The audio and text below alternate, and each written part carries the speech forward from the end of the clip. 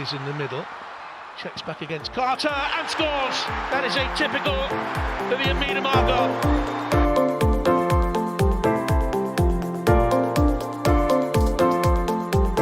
Quickly gets it back again. Oh, what a goal!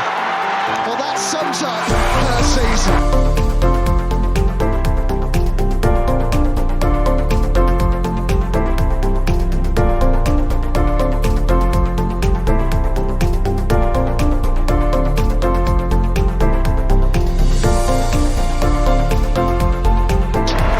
The Gunners are WSL champions.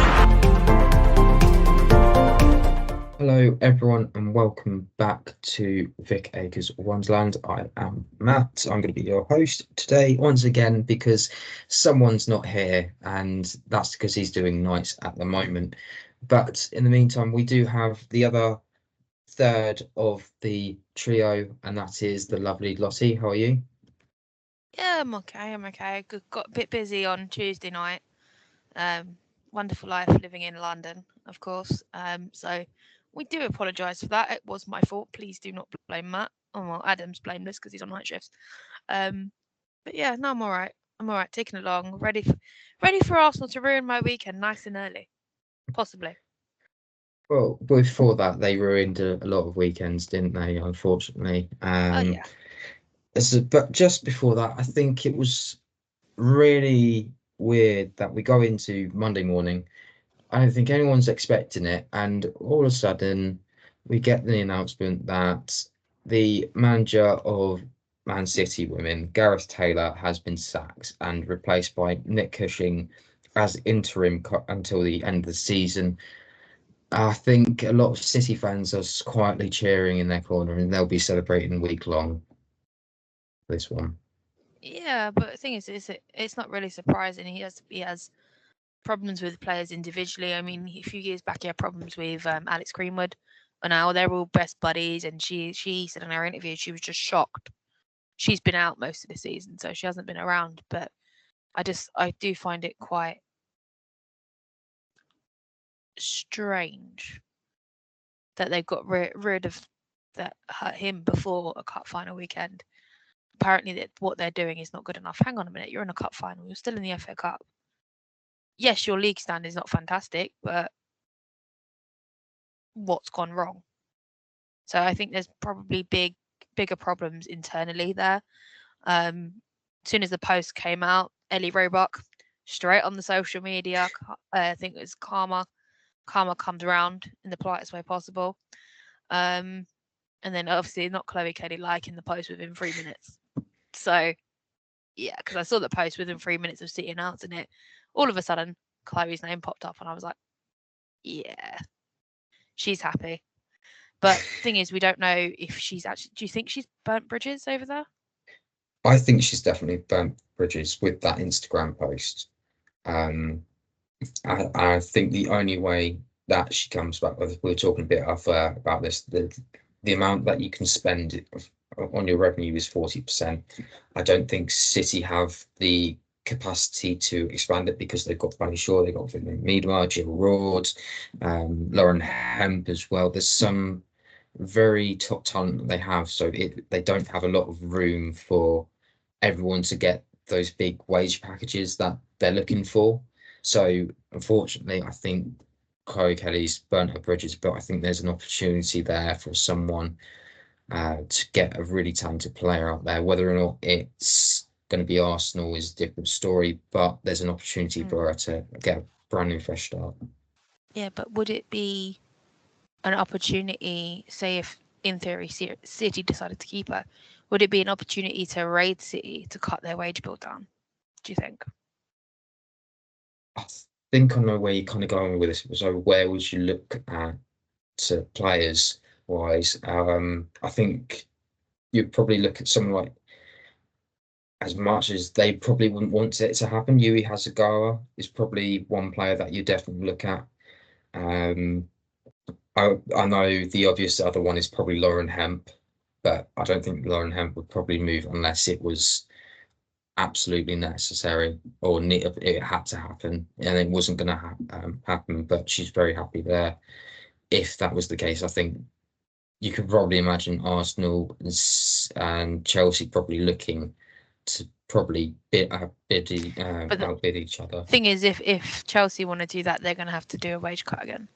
That's true, but because you said before we started the pod that they've spent most of their earnings on Kira Walsh and Gurma. Yes, so the revenue that they bring in, it works out as 40% as they're allowed to spend. So that's going to be on players and transfers and player agency, agent fees and things like that. So if you think about Naomi Gurma was 900,000 and Kira Walsh was, I think, around the 4,000 mark. So that's about 2 million of their 5 million that they've earned that they can spend. So even then, it's going to be tough for them to go tinkering around, especially when they've given Aaron Cuthbert a new contract as well. It's all about balancing the books, and okay, they might have more than the 25 players, but they're going to have to cut it down to make sure that they actually have 25 now, instead of loaning out these players that they're doing instead of hoarding. Yes, I think that's the best way to put put it. What it is, hoarding. I mean, like Chelsea have taken the same structures as they do for the men. They hoard the players and loan them out. We've seen that there was a few of them at Palace. Palace, Yes. And I think somewhere else that they were recalled from. I can't remember. Let's just leave it at Palace. I can't remember who else. I don't keep an eye on Chelsea that closely. So. Oh, in typical news, keeping with the Manchester links, Jim Ratcliffe, ever the professional talking about women's football, just trying to summarize it, is the women's team is much smaller than the men's. Out of that 850 income, only 10 million comes from the women. With my business background, you focus on the bigger issues before you focus on the smaller issues. It's again, you're focusing on the wrong thing. There's been comments as well that he's focusing on the wrong thing. The fact that women have had fairly zero income from Jim Ratcliffe, and they've won an FA Cup. Yet you look at the men's side, and the men's at the current moment, they're 14th, and they could be on their way out of Europe at the moment. Do you know what? It's just in the I'm just going to use this phrase. I use it all the time. It's unbelievable, Jeff. Like it's just the way that you look at the way they do, and they've got this, I think, the 4th lowest budget in the league. They're doing remarkably well, better than they should be. They're sitting in second. They've played 15. They've won 10, drawn 3, and only lost 2 all season. 1 all season. Sorry, I just I just read Arsenal stats out. I'm so sorry. Sorry, played 15, won 11, drawn 3, and lost 1, and they're still 3 points clear of us. But they haven't had all their tough fixtures yet. We're done. We did that. We were finished once we've been to Stamford Bridge. Well, I say we've got easy fixtures, but we should be sitting in cruise right now. But it's Arsenal. We don't do things the easy way. As far as Ratcliffe is concerned, he's too busy looking at the financials of it, and he's focusing on the men's club because they're the part of the club, because that's the history, and which it is. It's just fact. Like, we weren't allowed to play on pitches till whenever, and etc. etc. We're just making a comeback. But the women have had more trophies than Man United men in the last few years, and if that is not telling you that they are here to stay, they're here to compete, they're second in the league right now, and they're not just rolling over and getting battered by random teams, I don't know what else more they can do to feel a part of the club. I mean, the way that I'm looking at Man United is run by a clown. They've got a new clown stadium coming. Like, it looks like a circus tent. It does. I don't know what he's looking at, but Man United women, as much as I dislike the club, they deserve so much better. They deserve so much better from what they're doing. And the disrespect from Jim Ratcliffe is just unbelievable. I think when I've read one of Tom Gary's articles, well, might not have been his article, but one of the articles he posted, and he was talking about how Maya's the new captain and all that kind of stuff. And then I was like, why would you say to a newspaper, "Oh, I asked her if she was related to Matt Letizia"? Why would you say that? It just shows your lack of knowledge and a lack of respect towards the captain, the new captain of your club. The way he treated Katie Zalem, and me and you, we don't like Katie Zalem very much, but we don't cross that line. The way he speaks about her, and I think you need to get them to know the game before you start talking about specific players, what the team are doing, and what the plans are. He clearly doesn't know what the future plans are, whereas Mark Skinner does. He's now the longest serving manager that hasn't been sacked in the league. It's insane. It goes to show you how, as well as him not being very well liked, Mark Skinner, he's actually done a really good job. Oh, he has done a good job. Although, when you analyse what he's doing, you think, what the hell are you doing? But at the moment, it's working. So, and I know some of their fan base don't like him. We saw the odd few signs flying up in games and stuff, like Skinner out. But yeah, I don't know. Ratcliffe is just a piece of dirt as far as I'm concerned. Cares about the money. He wants to leave this mark on his world. He's in his 70s now. He's the way he approaches the women's game. He's got a very dinosaur attitude. Yeah. And the only time he opens his mouth, I just I don't want to know what you said, because it's going to be disrespectful. It's going to be all about the men's club, and your opinion doesn't matter to me at this point. If you were to look at the situation as Vipers and say it's the same situation they find themselves in now, I would, as a United fan, I'd be worried. And I think if that was the case, I think a lot of United fans would stop coming altogether. I think it wouldn't just be that, it would be like a lot of protests, and we might even see that the team actually suffers as a consequence of it. They've already had some very big and key players over the last couple of summers move away from the club because they just couldn't take it anymore. I would just wonder what would be the biggest takeaway is who would be the biggest player to leave. Who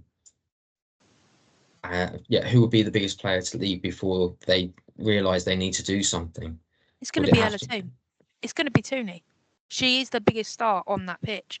As much as we love Grace Clinton, JC's a brilliant footballer. Mallard's, what's her name? Turlan's, she's been carrying them. If Tooney goes, the fans who go to watch Ella Toone are going to vanish, because there's with women's football, there's a lot of fans. I've noticed it in Meadow Park massively. A lot of fans support the player and not the club. So you take away Tooney out of that element, they ain't got no advertising. There's no other player on their advertising but Tooney. The key advertising point at one point was Tooney and Leslie Russo. Oh, come see our England stars. That's their marketing. Whereas you look at Arsenal, we do advertise our Lionesses, but we also have to advertise our Matildas. Emily Fox is coming out. Yeah, Emily Fox. We advertise everybody, and then everyone knows the team. Whereas United focus on one player, and you take that away, what are they going to do? I'd love to see what their marketing department does. But you could also get another situation where it gets to the point where they've all had enough, and they make the decision to split from Man United, and they could become the next London City Lionesses if they get the right buyer and the right person to invest. We all know the backstory with them. Is it London City Lionesses? Yes. Yes, we all know the backstory. Yes, that's what I'm thinking of. We all know the backstory to that. And could they be in the position where they're independent of the men's club, but they wouldn't be able to use the brand? So I don't know where that would leave them. That's the thing.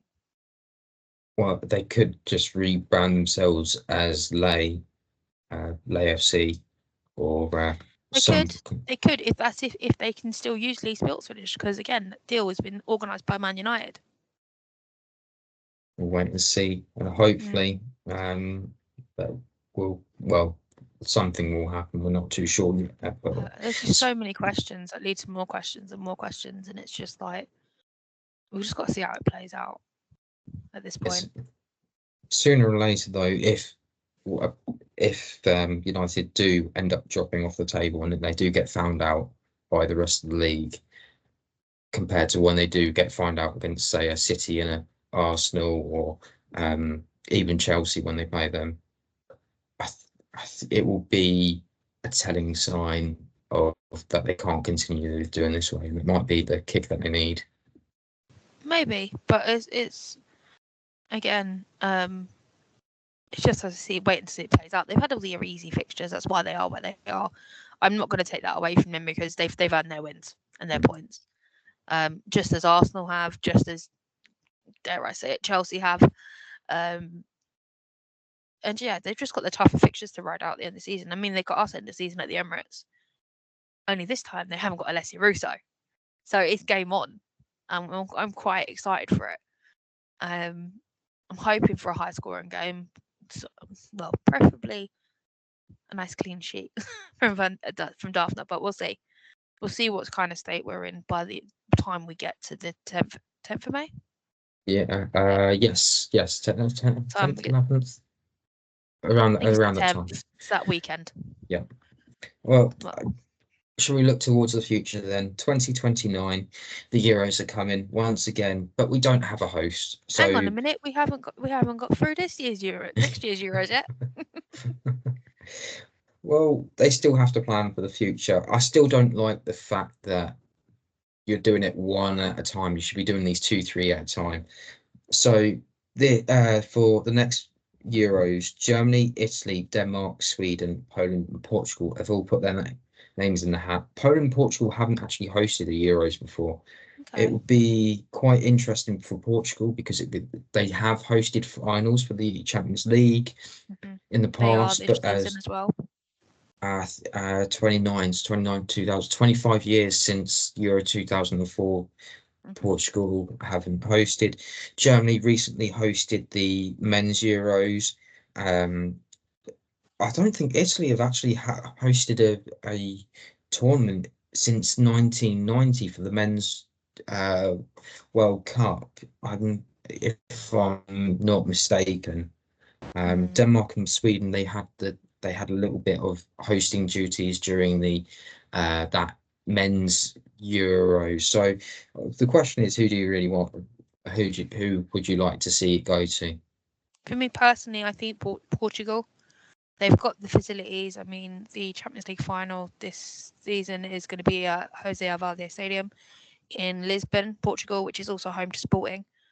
So I think that could be a really interesting choice. I mean, we saw them take some of the Euros by storm after being a very extremely late entry, but it's got people watching them.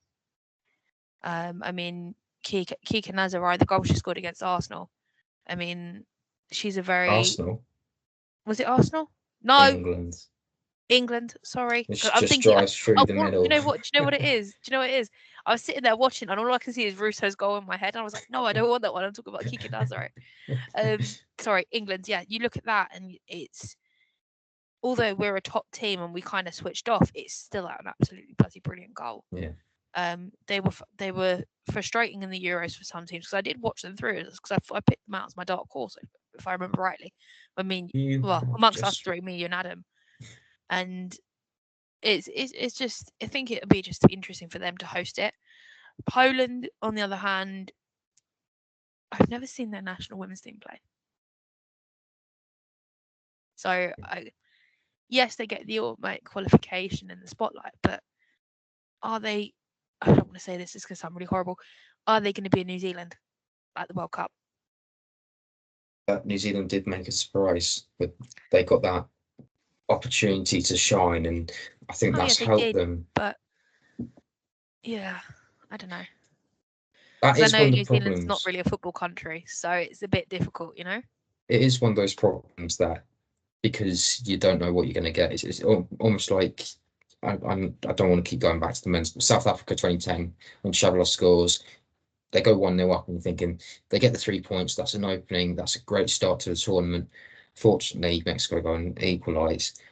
But it's those sort of moments that I think they would treasure quite a lot. It would be like their first. So a bit similar to New Zealand, a bit similar to some of the teams that we did see in the World Cup, like Vietnam.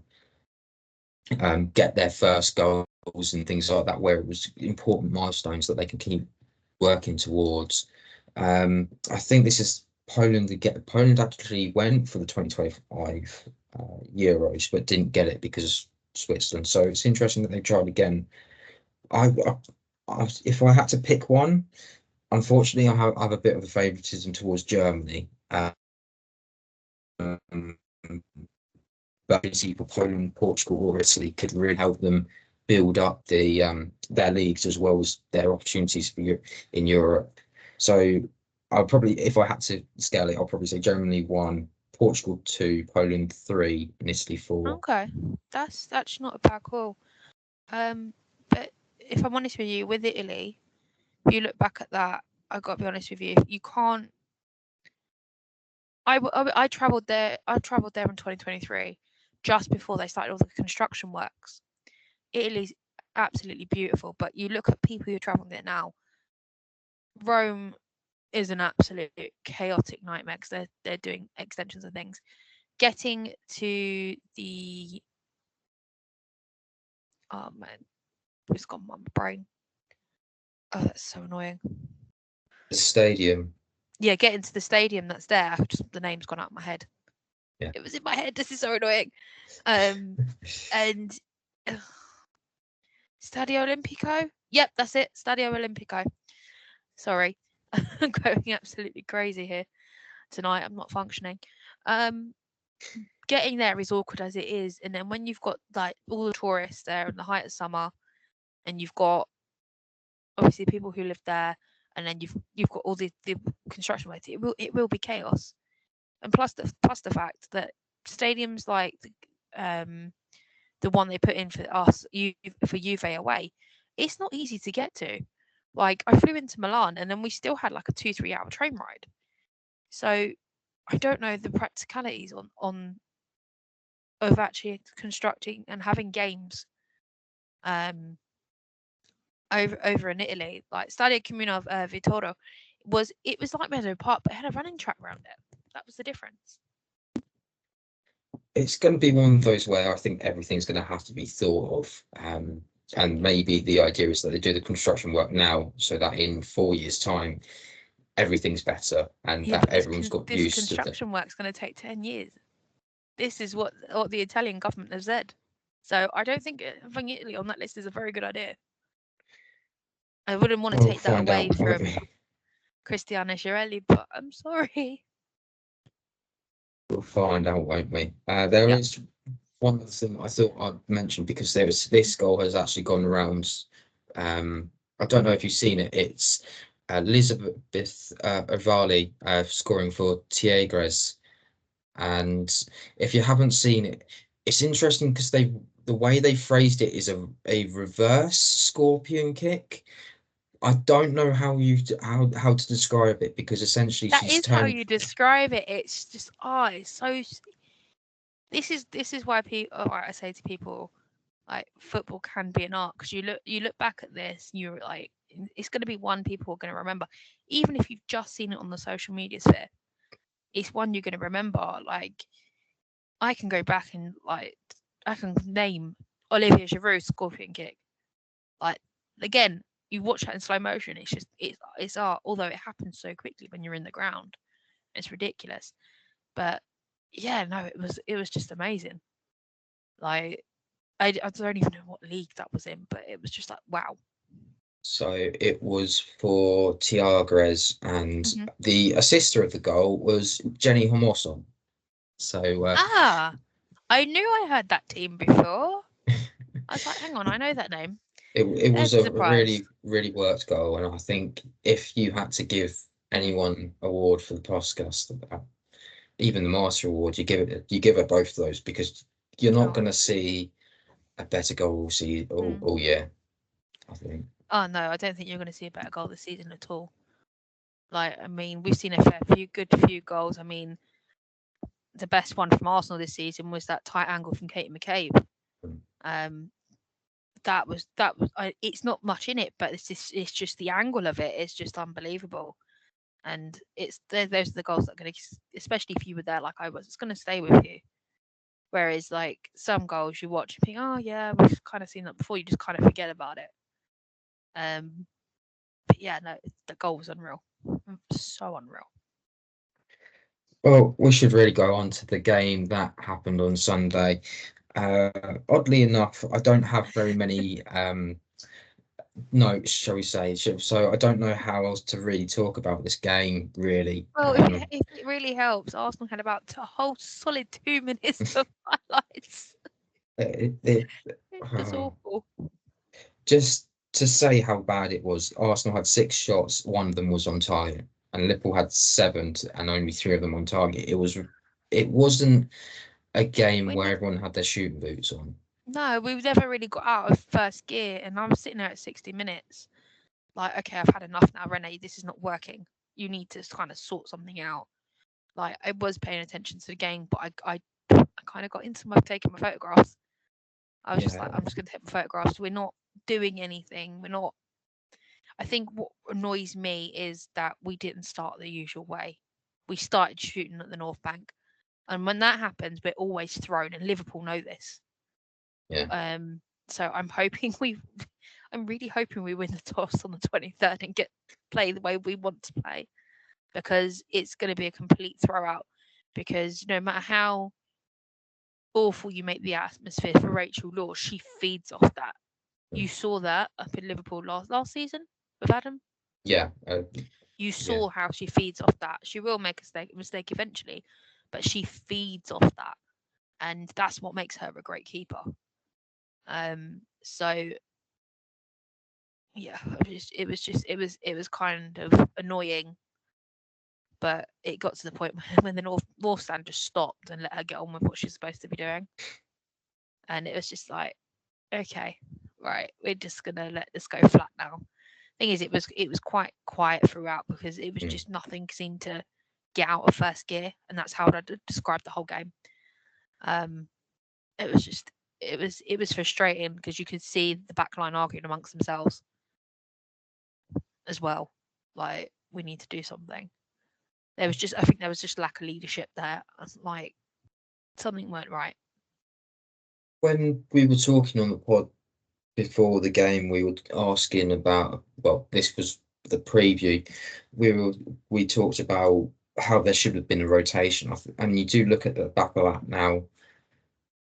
Did it look like the players were fatigued from when you were watching? Because to me, Not really. I can't see Not really. I was just like, okay, like, there wasn't any fatigue there for me, but I think there is I don't want to pick on Kim Little, but there's a fitness thing there.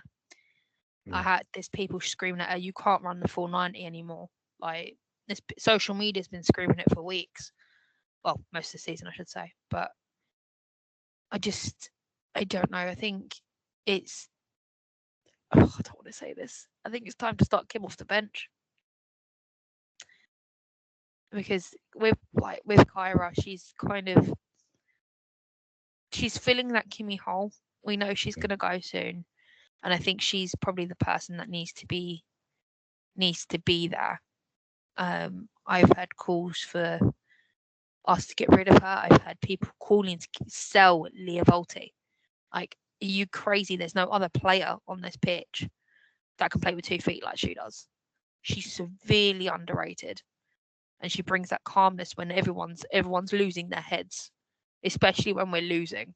And there's no other player that does that. So it's I don't know. It's just a bit. It's a bit. I don't know how to put it. We just never got out of first gear. We just never. And it got towards the end, and it was just like, okay, let's just haul the ball up there. Don't look and see if there's anybody there. It was just clear it constantly. I'm not gonna lie. Olivia Smith absolutely terrorised Katie McCabe. to the point where she got a card. Surprise, surprise. Arguing with the ref. I actually caught the moment that Olivia Smith fouled Kate McCabe in the box. Ref did nothing about it. It came out later online is that somebody found the ref on social media and went digging through her tweets. Oh, I hope Arsenal lose today. So that's why sort of our calls weren't coming our way. You could hear the referee was a Tory ring out across the stands. No thanks to my corner, I'm not going to lie. I had children around. I did have other words for that. Very colourful language for that ref that day. But it just wasn't our day, and I didn't feel like they turned up. Like we'd all turned up. I think there was about 3,800 and something fans. I didn't manage to write the number down. But I just feel really bad for Daphne. It was just so unlucky. Great shot from Marie Hobinger, but it was just so unlucky. Like in terms of goalkeeping, but what are you thinking? Because obviously goalkeepers union. I know you're hosting tonight, but I need to know. It's an odd one. She's died for it and she's done the right thing. It's just a case of you don't know how the ball's going to be. It could have gone one of those otherwise where a foot the other way and it pings off the post and goes out, or it goes wide and she's just dived just to cover it. It's a freak of nature. I remember one of the guys that I used to play was in goal before I started. He from corners and things like that, he would concede things just because it would literally come off the post and hit him on the back of the foot. And it's small margins of error. It's not a margin of error, it's a small margin of probability that you cannot plan for. And I'm not going to berate her, I'm not going to call her out for it, anything like that, because she did everything right. It's just it's a small percentage of, I would say 0.5 of the time that happens, and I can't. It doesn't happen often. If you go and watch games and those sort of shots happen, I'd say 0.5 of the time it bounces back off the goalkeeper and it goes in. But it's just such a small margin, and I think it was going to be one of those things that if that was going, it was going to be as it's just going to take something like that to avenge. Win the game. It's no disrespect to either teams. It was just, as I said earlier, Liverpool had 3 shots on target to their 7 shots overall. We had Arsenal had 6 and only one of them on target. It was just one of those where everyone seemed to just go. As soon as the ball was in that final third, it was almost like a shoot on sight situation, and everything was just going wide or high or over or being blocked. And it could have been, it was going to be one of those games, and it's just unfortunate that Daphne, it's just taken a touch off Daphne, because we would have probably been talking about extra time and penalties possibly. Yeah, no, I completely get that. It's just her reaction broke my heart. I'm not gonna lie. Like just watching her, and like with one thing I do love about the North Bank is we always back our keeper. Even though she's on the floor covering her face up, we were all kind of saying, come on, we've got this. It's only 1-0. And that's the one thing I love about the Arsenal fan base. We don't turn on our players as quickly. Although I did slightly get annoyed with Kate McCabe's antics. She should have been sent off. Personally, she's a very, very lucky person to still continue playing in that game.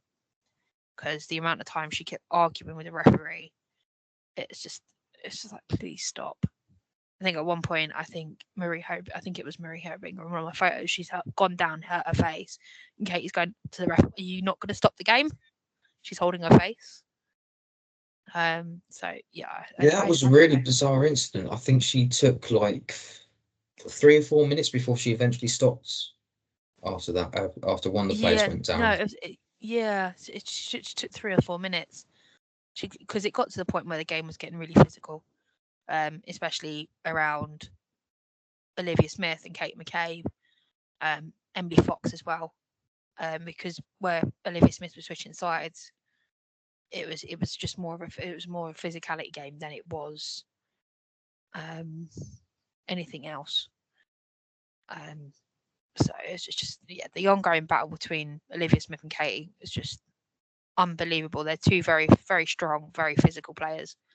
And where do you get to the point where you say, okay, stop, that's enough, or do you let it continue till it gets really bad?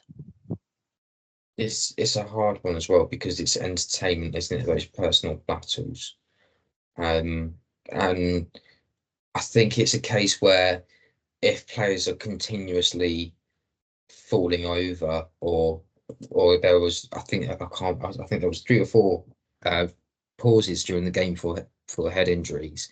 That's where you kind of need the referee to step in and actually do something about it. I think what really wound me up throughout that game is that the fact that they took out Beth Mead 3 times without fail, and no card was ever seen.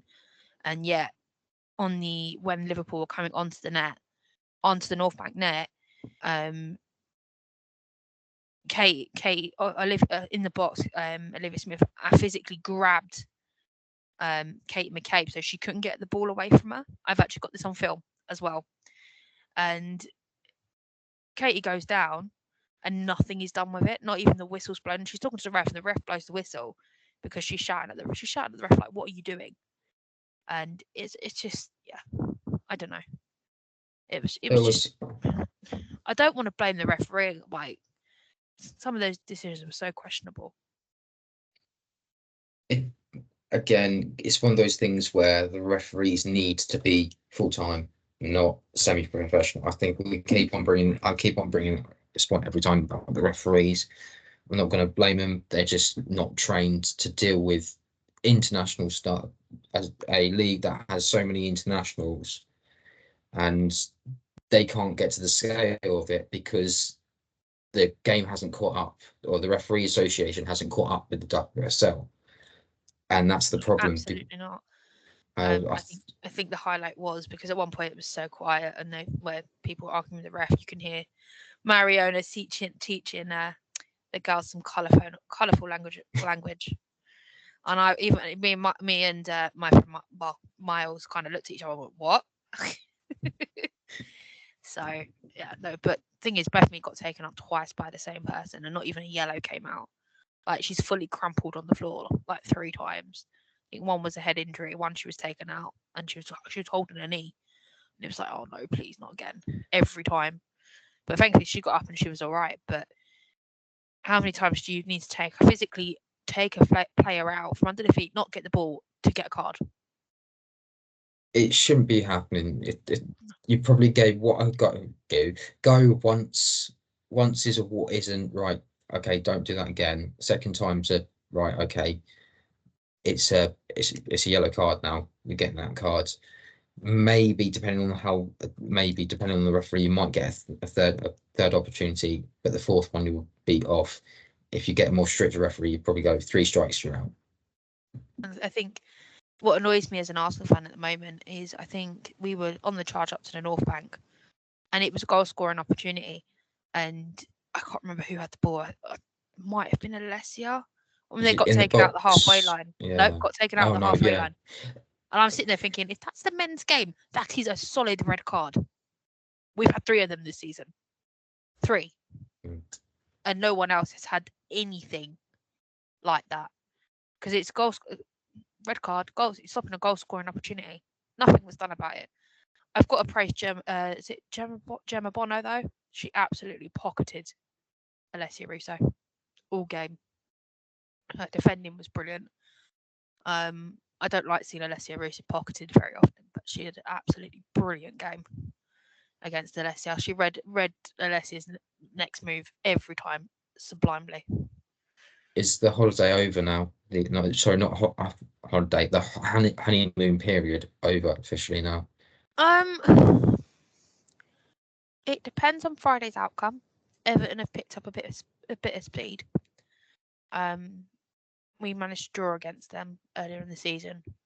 We're now going to their turf So we'll kind of see what happens. I know it's Friday night football, but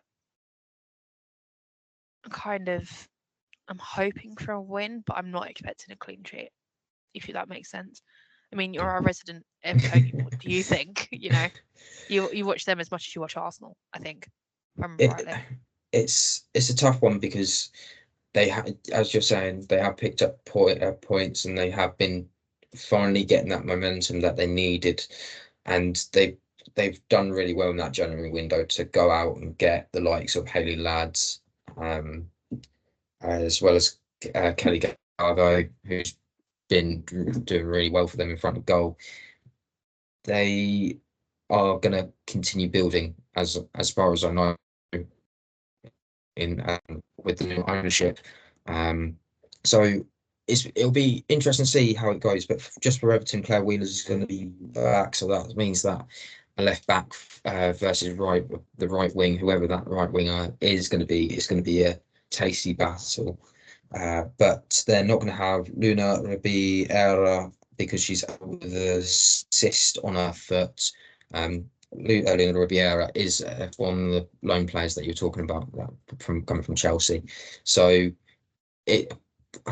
but in that term, it's so difficult because you don't know which Everton are going to turn up, and that's not a bad thing. It's a case of, is it going to be the Everton that are going to go at you and try and win, or is it going to be the Everton that we saw when it was at the Emirates and get that 0-0?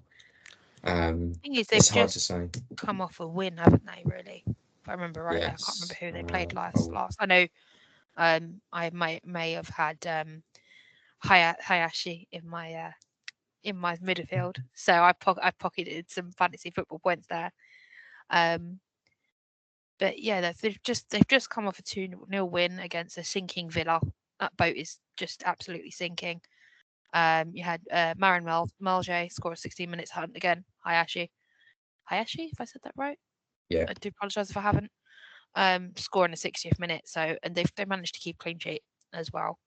So I'm not overly. It's gonna, and we've just lost to Liverpool 1-0, kind of our own fault, but cracking shot from Marie Hobinger, yeah. So it's a case of how quickly Arsenal can pick themselves up and say, okay, let's go again.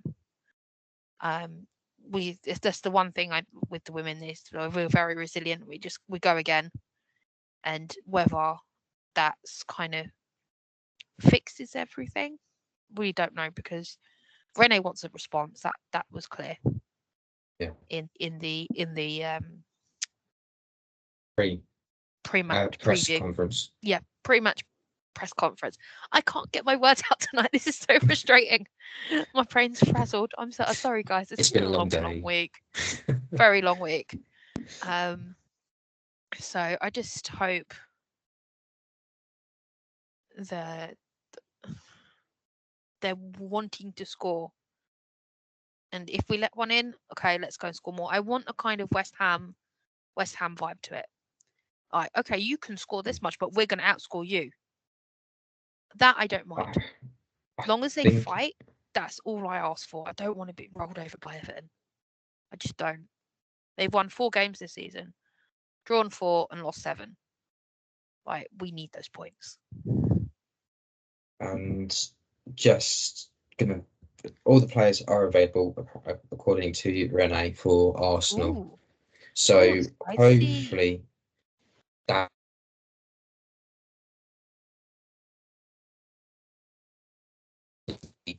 game away to Real Madrid, who the men are also facing in the Champions League as well. We should just give them a quick as of last night, we've got that confirmed. I'm one very excited Arsenal fan. Linda Caicedo and Jude Bellingham. I'm so excited. But yeah, I think it's a bit crazy that we're both playing the same club in the Champions League in the next round. You kind of look at Real Madrid as a whole at the moment, and they're not. And if you look back at the game against Atletico last night, Atletico could have gone and won that game if it wasn't for penalties. And if they don't go over there and believe they can win, this is both teams. I'm not just talking about one. you might as well stay at home. And I watched this interview with Thierry Henry, and he's right. If you think you can't win this, don't bother going. I'm slightly more confident with the girls. I'm not gonna lie.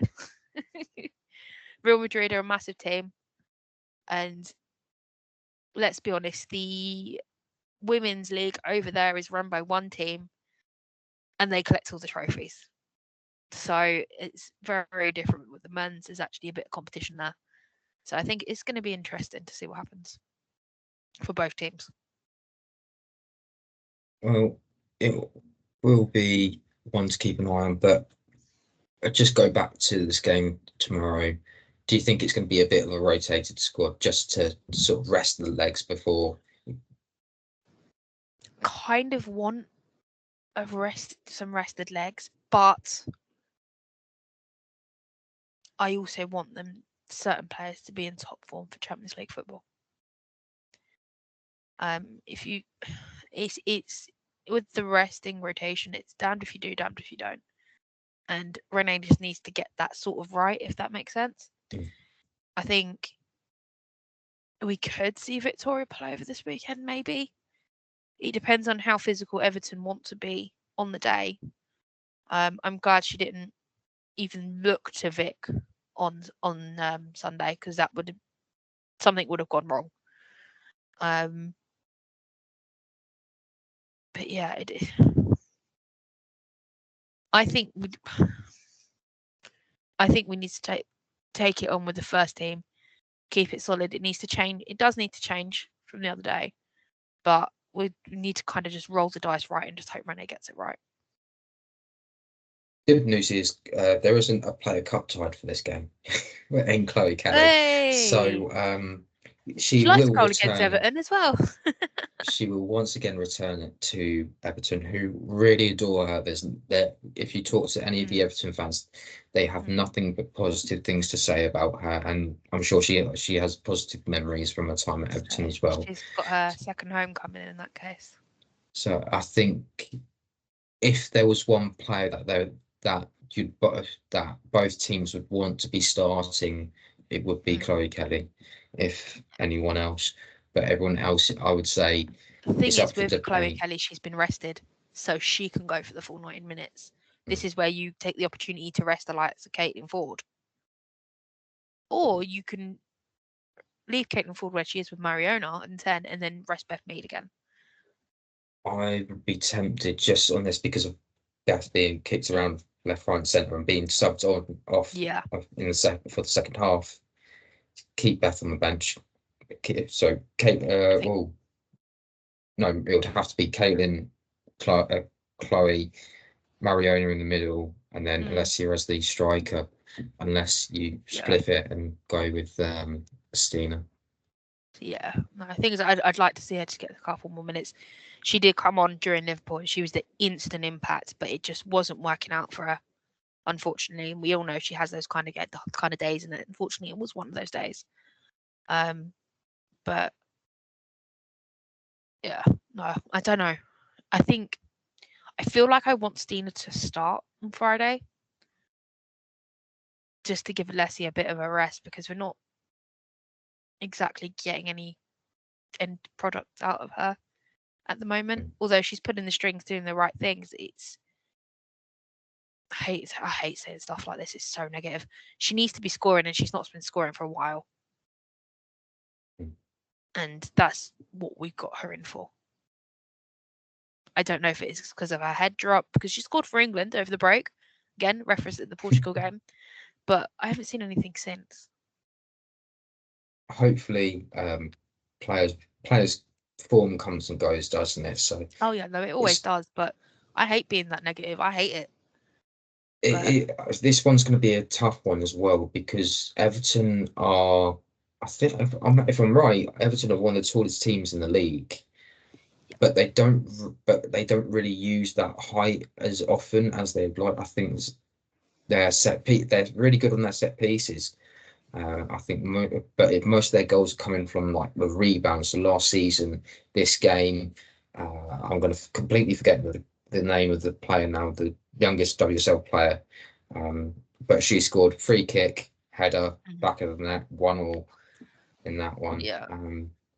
But it's things like that where Everton will probably look to take an advantage. So it might be a case of that you played the taller players, the likes of Amanda Ilstedt might come in ahead of, say, Steph Catley.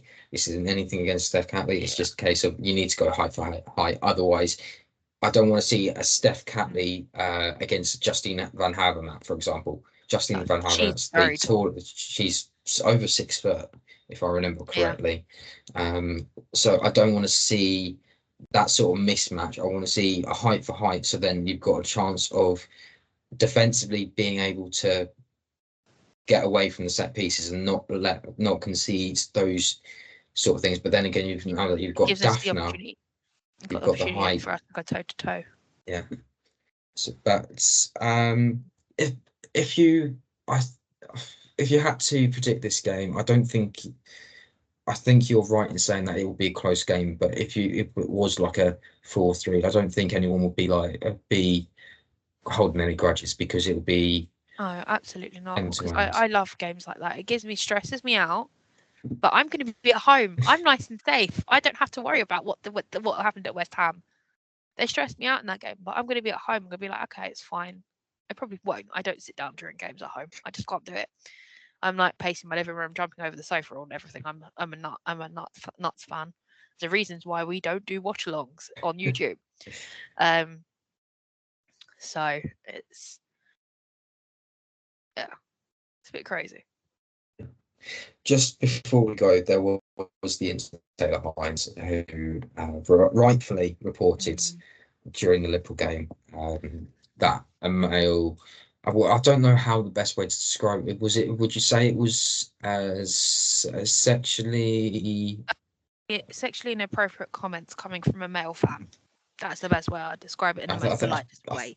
Yeah, let's just say it wasn't not nice. The cameras originally did pick it up on the YouTube channel, Adobe's FA Cup channel, but they've now gone and removed the footage of that. They've removed the footage because people have screenshot recorded it. It's out there. You can't get rid of it. Yeah. But it's out the there. The point is that if you're there as a male fan, you're not there for you're there to watch the football. For me, it's always been about the football. I've never been sitting there watching and judging players based on whatever you want to call it. For me, it's always been about the player and their ability to play football. There have been, over the years, there have been fantastic players that we can look at and go, they're fantastic players, and but there are some people that feel the need to take that step over the line, shall we say? The lines like that. It's all like a sort of a secret agreement between everyone that you don't cross it. It's more of a case that we all respect each other. The women's community is so different to the men's. I am going to highlight the LGBTQ community. We're so different compared to the men's. We're more accepting. We respect each other. I can go back to the West Ham game, and you had that silly fan going, "Who are you? Who are you?" to Vivian Asay, and like the West Stand and my side of the North Stand got looking at him like, "What are you doing?" And then obviously she's cleared the ball in and let Anna Tiziak head the ball in. She's gone back and she's pointing at him, laughing his head off, and like everyone else is laughing their heads off too. And like he kind of sunk behind the board. It's just a basic lack of human decency at the games. There's enough male fans that go, like you, like Adam. My partner comes with me occasionally, and within our group, there's at least maybe 35% of us are men. The rest of us are women, and you guys have so much respect for us, the players, and the community you're coming into, and then you get idiots like that come in, and then everyone starts pointing the finger. Oh, Arsenal, you should start doing insurance. But people need to remember, it's an independent company, and the steward has to consider the environment that he was in. I'm not sticking up for them or anything like that, but it's a case of safety. When you've got women and a lot of young children down the end where he was, there's a fair few teenagers down there. I had a friend on the photography. Even he's agreed with me and said that there was too many things. So if it kicked off, and that man had kicked off, it is not safe for anyone that is in that area. So it's easy just to deal with it in a calm way and get him out. A lot of people thought there's something wrong because it panned over to an ambulance for a distraction on the cameras. But the fact that he did what he did is not welcome at Meadow Park or at Arsenal. We don't want it. I seriously hope that they do full sanctions, because it shouldn't be happening. Thing is, he was in neutral colours, so we don't know who he belongs to. Yeah. He was not wearing a football shirt. Majority of people in that ground have got Arsenal gear on, or if you're a away fan that day who was a Liverpool fan, you're in your own kind of sort of red or you're black. And I'm quite pleased for Liverpool actually, because they actually had two little stands down in the south stand, and it was actually quite nice. And the scoreboard lasted to 86 minutes. Can you believe it, Jeff? It is one of those things, especially after what's coming out about the we talked about Jenny Hung also a little bit earlier with the assist for the